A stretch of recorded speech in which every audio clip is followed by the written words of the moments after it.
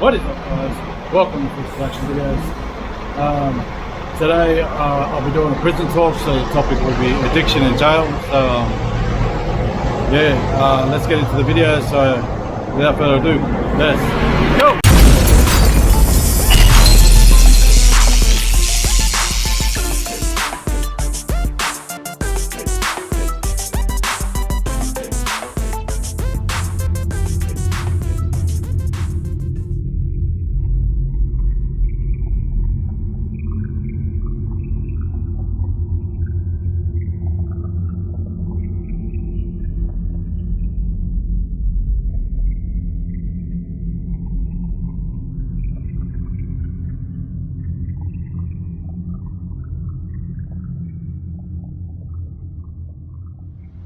Yo, welcome guys. Rocking it with one and only Jay Fuzzy.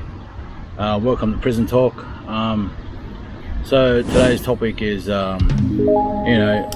jails and rehabilitations. I thought I'd speak a bit more about in detail of where it all happened and how it all started to where it all went wrong. Right up until my life-changing experience. So getting to the point, so I'd say it started around about I was what people call a late bloomer.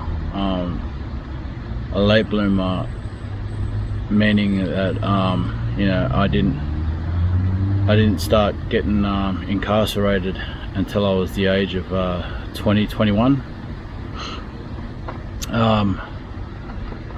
So that was the first time I'd ever been remanded in custody. But before all that, I'd have to say where I started using heavy drugs was at the age of 20. I remember that my brother and a friend of his had come back, and I'd only been smoking pot once in a while at this point, and but I was mostly socially drinking it as well. I remember then marijuana being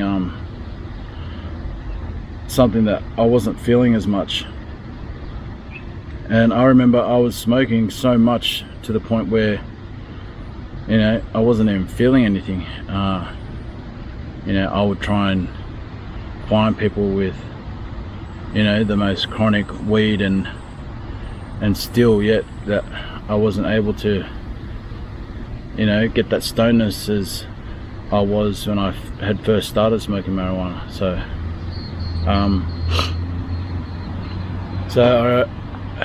I remember my brother and his mate coming in to the bedroom, and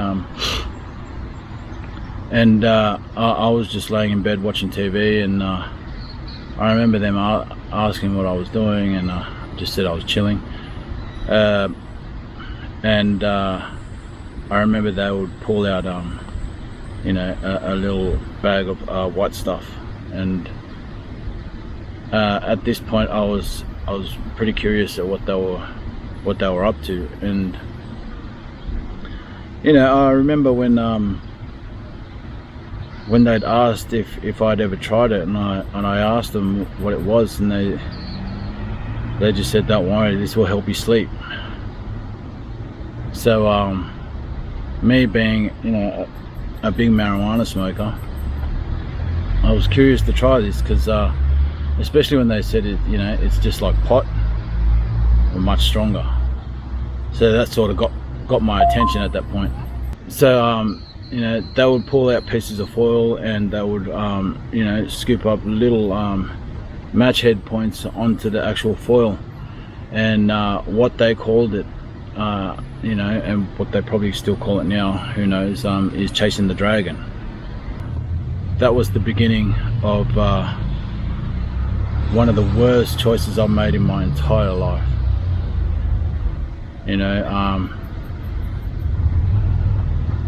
I can't blame them for starting my addiction, but I can only blame myself. I made that choice, so you know, got to make my bed and lie in it.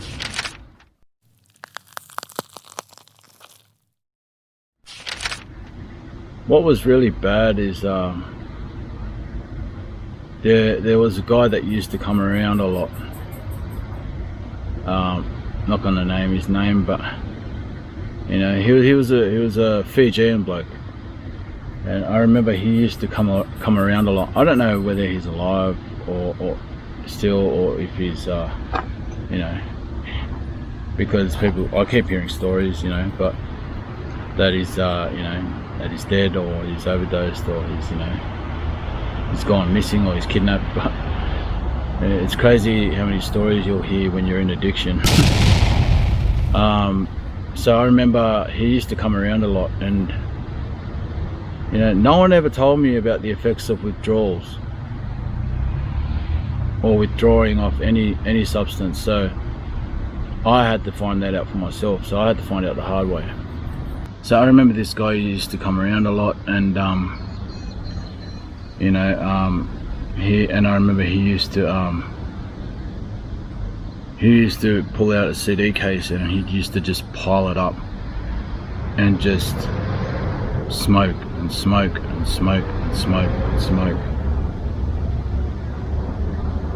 And for every spot that he had, which is what they call the little scoops of match heads that I was telling you about, well, his match head scoops were like 10 times the size of a match head.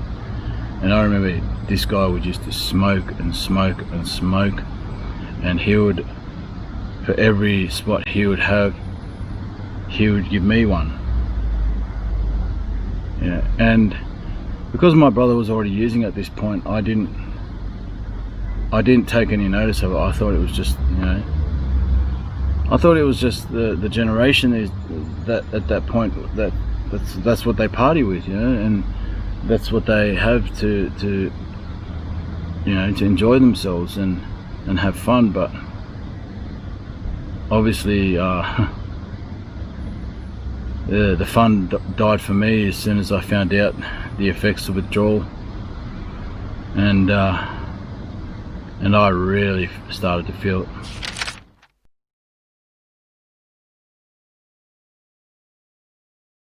So I had been smoking consistently for like a year, almost a year now, and I remember I wanted to have a break at one point.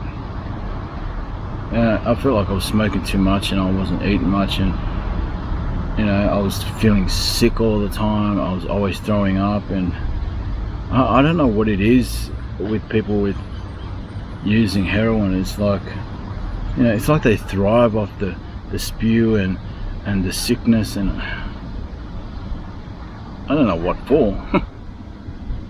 It's crazy, you know.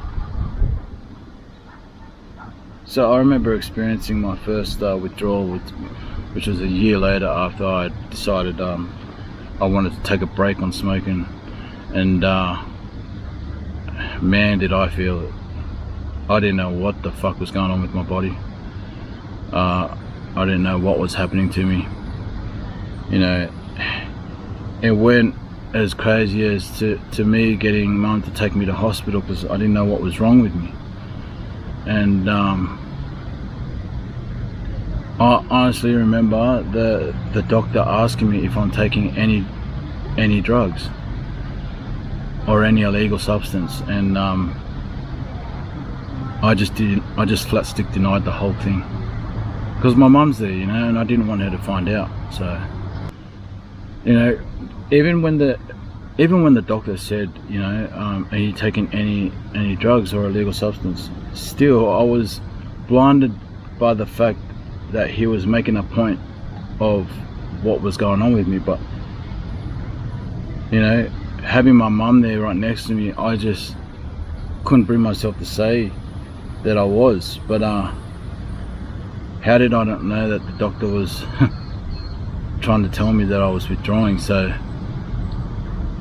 you know, to cut a long story short, I didn't find out until I got home, and you know, I think it was like I was withdrawing for like a day or so, and I remember my brother coming back and and asking me, "Are you alright?" And I told him I feel like shit. I don't know. I think I got the flu or something. And I remember him laughing, and he's like, "Here, have this." And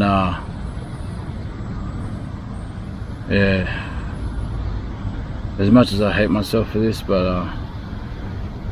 I remember I started feeling so much better at that point, and from that point it was clear to me that I had gotten myself in a whole heap of shit.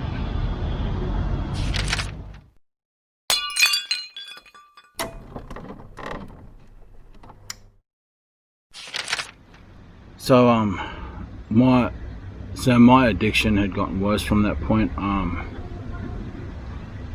remember I was smoking all the time and any chance I could get, and then there was, it got to the point where, there were times where friends weren't coming over, and I had to find a way to get that fixed so I didn't have to feel like that again. So I remember, my addiction, that's when my addiction started spiraling from that point. There were times where mates weren't coming over, and and they were the people I was relying on to actually get my fix, and those times that they couldn't come over, I would try and have to hustle to try and get my way into making some money or finding somehow to be able to support my habit. And it became so much of a struggle at that point that I turned to thieving. Didn't know how to do it, didn't know what to do, but I knew I had to figure out a way how to. So I remember doing burglaries. I started doing burglaries. I started thieving whatever I could just so I could support my habit. It was getting bad, and but it started to get to a point where I was getting so good at it too, and I remember I would be selective with my places, with the places I would break into, and this is probably one of the worst times of my life. It's not my proudest moment at all. There are people out there that flaunt this shit. I don't know what there is to flaunt about it. What, flaunt about being an active criminal? What's there to flaunt? Like, if anything that I've learned, people who do crimes will never be the same again. I've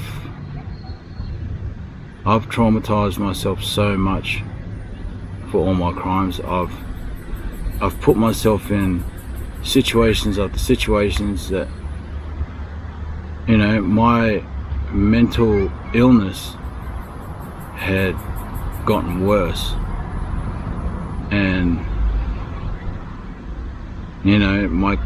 my self-confidence was becoming lower and lower and lower.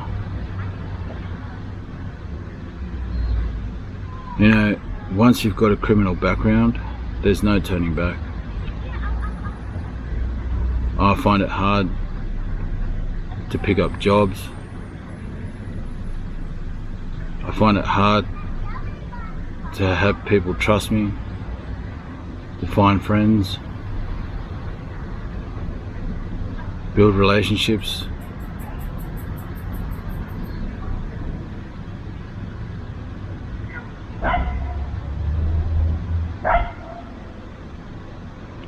I find it hard enough to live with life itself.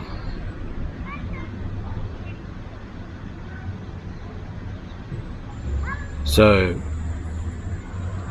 at this point I had been doing burglaries, and and I remember the first time I got picked up, I was remanded in custody at the age of 22. And this is why people say I'm a late bloomer, because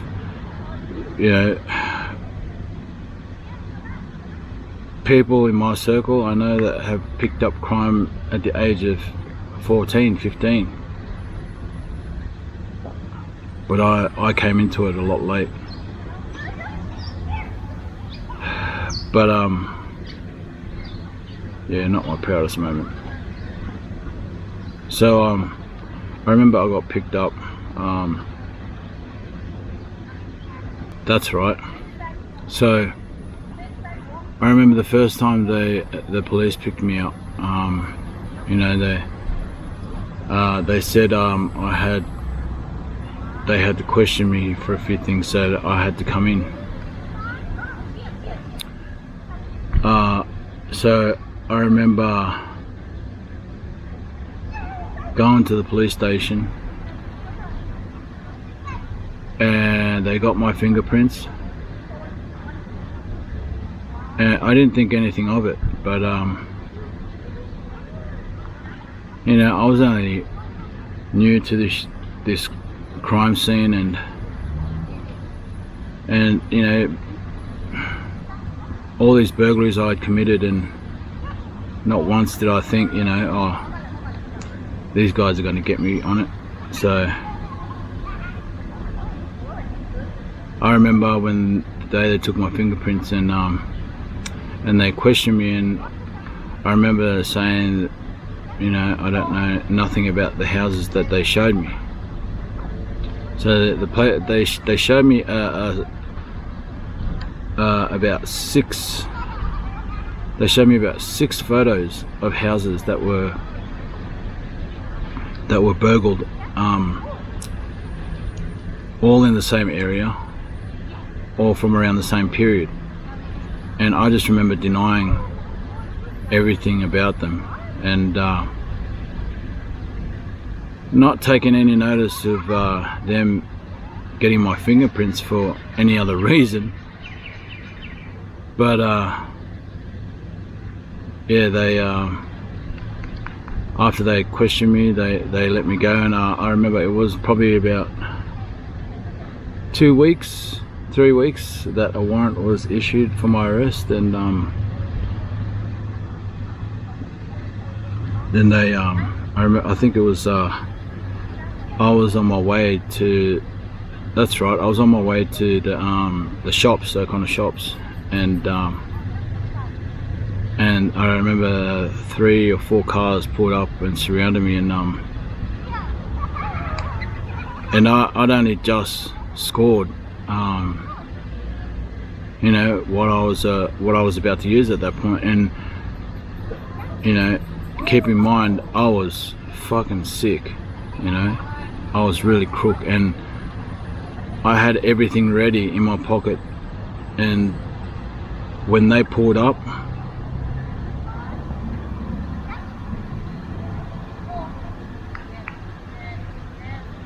and I remember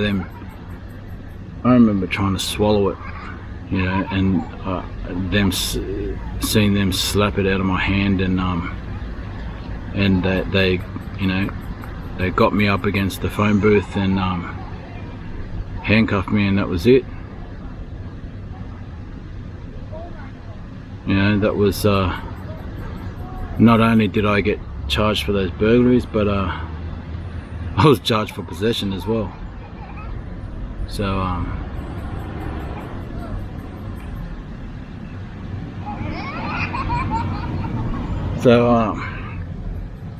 that was my first little taste of being incarcerated. And I had gotten out about 3 or 4 times in remand, in and out, doing the same shit, going back to using heroin, end up in the same circle again. and that went on for quite some time. And but I remember after the first few times, I had to do something about it. So I remember my solicitor telling me that, you know, the only option for me at that point is rehabilitation. And I didn't know what rehabilitation was at this point, but all I can remember was telling him anything to get me out of, you know, going back inside. And because I have never attempted for bail in any circumstance, he suggested that I go to rehabilitation to get myself good and keep myself out of this shit. First rehabilitation I went to was Kadesh House out at Wollongong.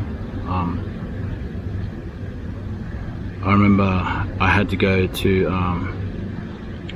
it was the Wollongong Crisis Centre. Before that, I had to do, I had to detox for 2 weeks before I could enter the 3-month program. And you know, I could remember being in Wollongong, you know, Beach Central.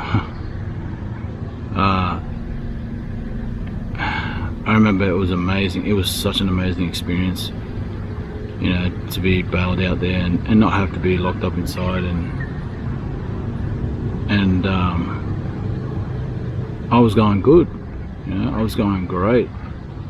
I had gotten myself really healthy, and I had packed on the weight again, and I remember I was exercising more often and enjoying the beach life, and I couldn't have asked for anything more. You know, it was such a blessing to experience at that point. And you know, I left with certificates, and that was one of my proudest moments. You know, completing something that I thought I couldn't. And I remember it was the rehabilitation centre that taught me, never set your mind to say you can't do anything when you can, if you really put your mind into it.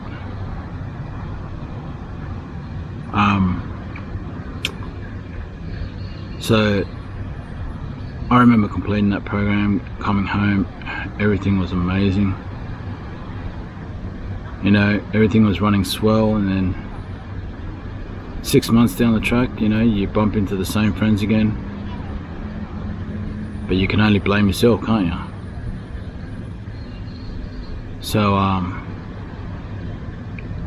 remember using that rehab ticket again, and I remember I was remanded in custody for 6 months this time, and I had applied for another rehab. I tried to get a short-term one, but the judge wasn't having it. He wanted me to do something long-term, and if it was either long-term or serve longer jail time. So I had no choice but to do a 12-month rehab. So they sent me to man care. I remember going to man care. Man, you know, and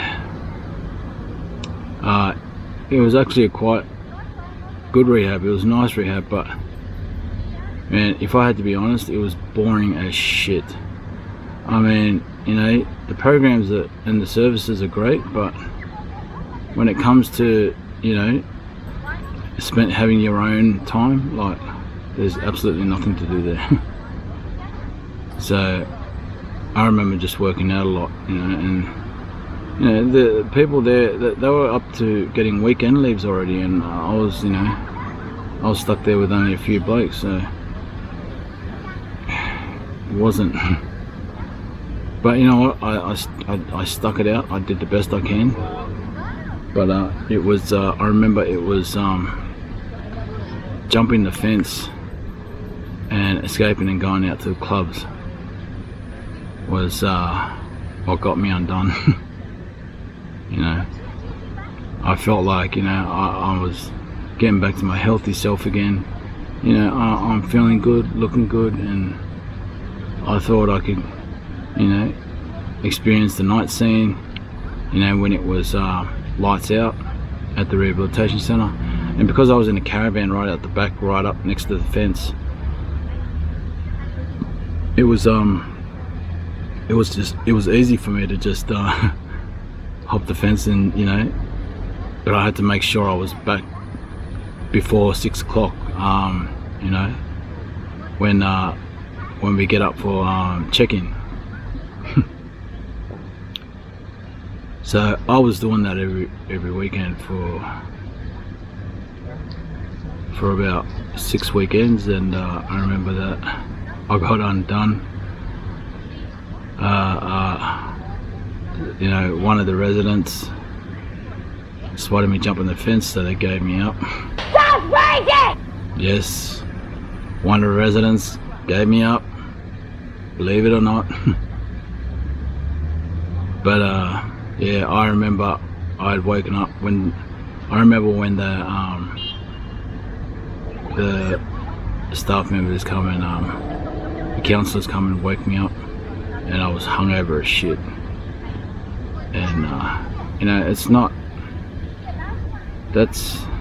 it's kind of rude when, you know, you're waking up hungover and you're in a rehabilitation centre with people that's trying to get help and that want help and that really want help.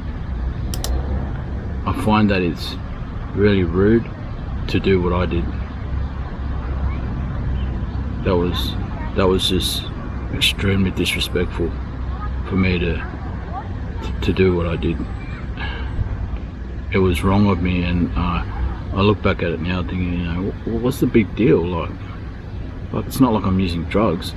It's, you know, I just went out and had a few drinks, so what? Can't you lucky stars that I'm not going back out and putting a needle in my arm again? That wasn't the issue. The issue was that I was disrespecting the people that were there getting the help that they needed, the people that actually really wanted help. And I just almost risked someone's recovery for my own benefit. That was extremely selfish of me. I didn't think of that at that point, but I remember later on in life I started to realise how fucking stupid I was to even think that was okay. So I remember, you know, shitting myself and realising, fuck, I'm going to go back to jail now, you know, because I've just fucked up my court order. And weirdly enough, the Reverend was, I remember Reverend Bruce from the Smith family, God bless him, and like, he saw good in me, and he didn't want that to go to waste, you know, and he didn't see the reason in sending someone back if they're just gonna fuck up again. So he really saw good in me and really wanted me to get myself better, because he could see potential in living a good life and a healthy life, you know, and hopefully being a better role model for other people along the way. So to save all the dramas, they sent me to a rehabilitation centre that's connected to the Smith family as well, but way out of family and friends' reach. So they sent me across to another state over in Newcastle, and I remember, you know, Miracle Haven, the rehabilitation was called. Man, was that a experience and a half. And I got pretty and I got pretty healthy then too. I remember I was exercising every day, and I was extremely healthy. I had packed on a whole heap of muscle that I've never had in my life. You know, and mind you, I've been a skinny boy my whole life, you know, and I was used to that. But I was getting used to the muscle more. You know, you know, it's safe to say I think I loved myself a bit too much then. But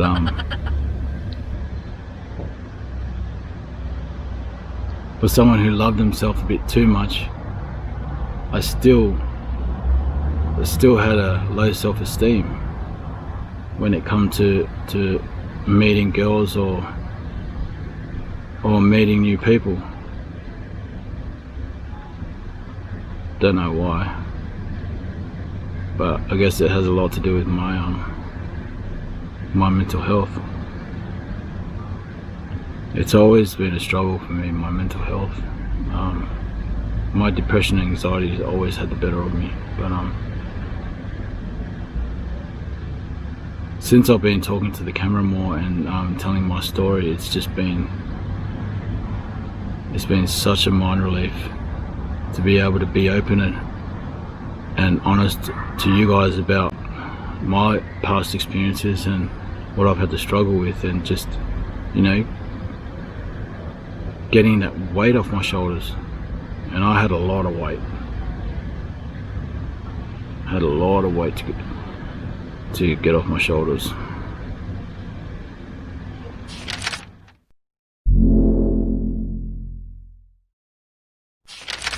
So I remember going to Miracle Haven, and I was doing really well there, and I had almost lasted the 12 months. Yes, almost. I was so close. But you know, temptations bit me right on the ass.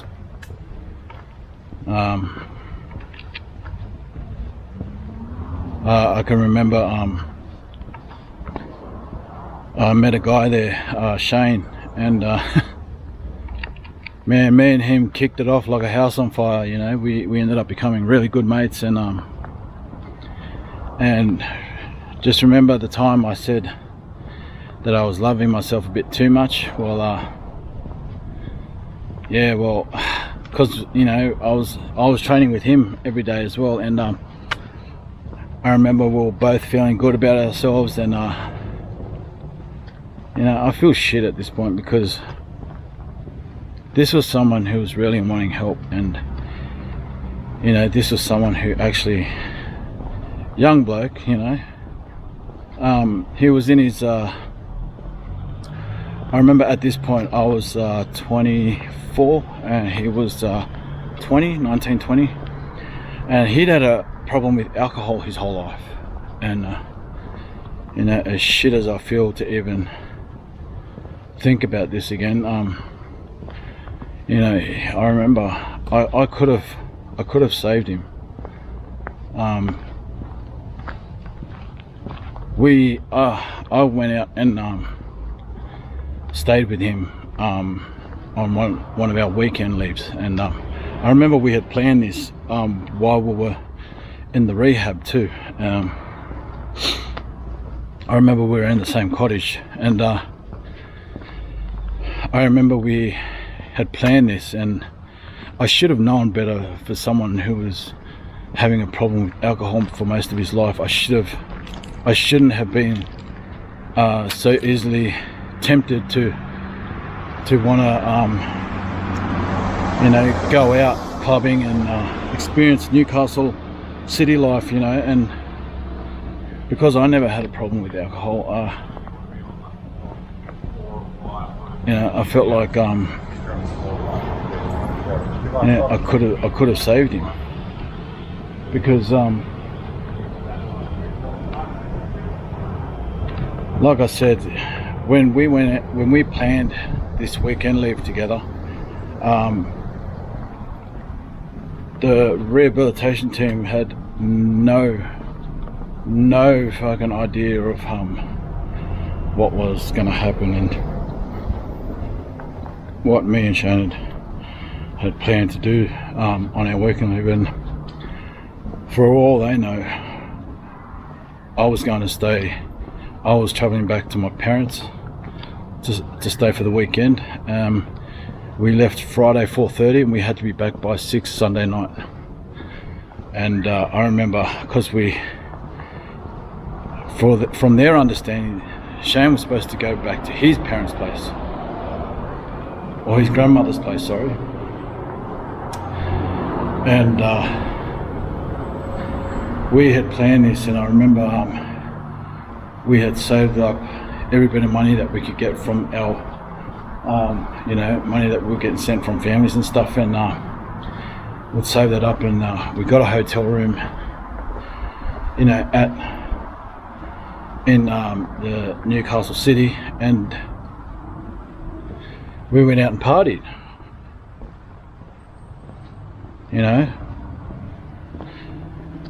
It was so fucking ridiculous, because little did I know what I was doing was instead of saying no, we're better than this, I happily agreed to, not even considering the fact that he had an alcohol problem.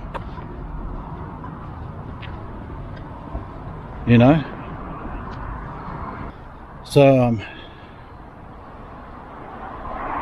I remember we ended up partying so hard,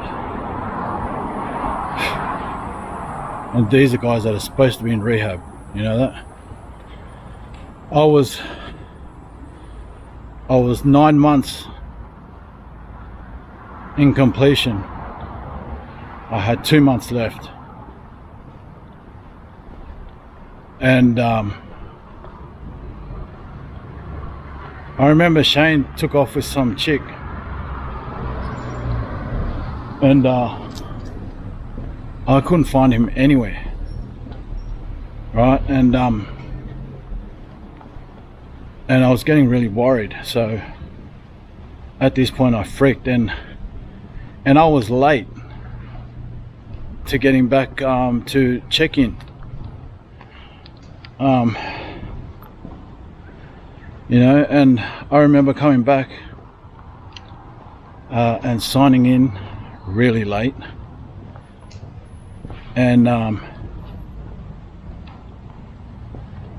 Shane had rocked up like really early in the morning and didn't sign in. And because I signed in late and he'd rocked up early in the morning, we were both hungover as shit.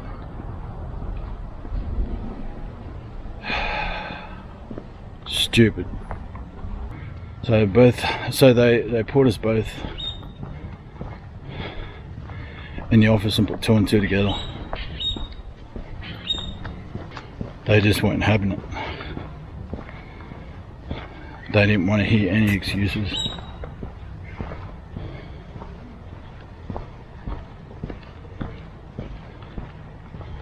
They didn't even want to hear or acknowledge any stories that we had to give them, because they knew what we did. We fucked up. So they had no choice but to they had no choice but to exit us from the program. I was so disappointed in myself, so disappointed.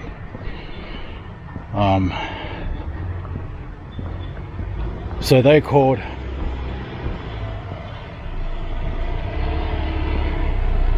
up the courts,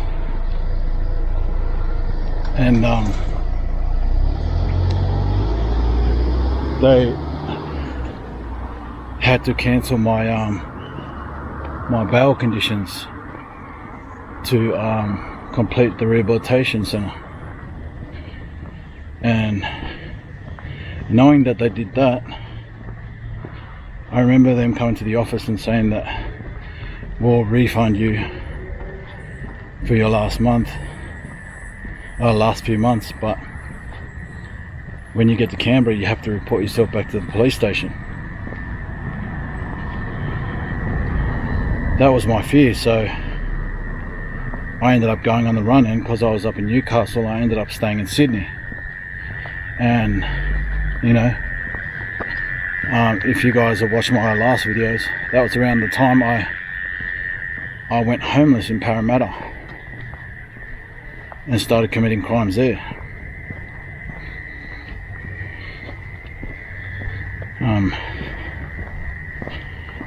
Yeah, it definitely wasn't a proud moment in my life, but it is what it is. So this is where I started my crime spree in Sydney, and ended up going to jail around New South areas, which I'll tell you more about that. If you want to hear more of the story and the next chapter, which I'll be talking more about tomorrow, and this is where it gets a little bumpy. Make sure you subscribe, hit the like button, and if you subscribe to my channel, hit the bell notification so you guys don't miss out too. So until then, adios.